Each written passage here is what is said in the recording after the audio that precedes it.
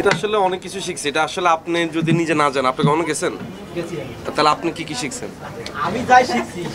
আমিও ওই যে আপনার মতো করে একই জিনিসই শিখছি আসলে। মানে এটা আসলে আলাদা করে বোঝানো যাবে না আপনাকে।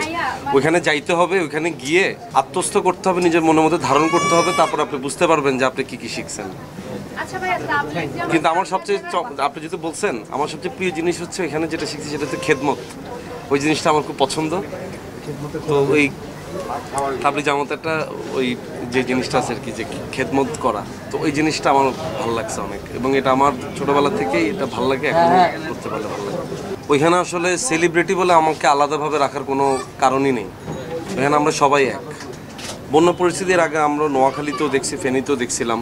আমার ফাউন্ডেশন, ডাকবাক্স ফাউন্ডেশন, তারা কাজ করছে। এখন উত্তরবঙ্গতে আবার একটা কাজ করে। তো মানে নোয়াখালীতে যখন গেছিল, নোয়াখালীতে আমার ঢাকা থেকে একটা টিম গেছে, বাকিটা নোয়াখালীর টিম কাজ করছে। কুমিল্লাতে যখন ছিল, আমার ঢাকার টিম গেছিল, কুমিল্লার টিম তখন আমাদের সাথে কাজ করছে।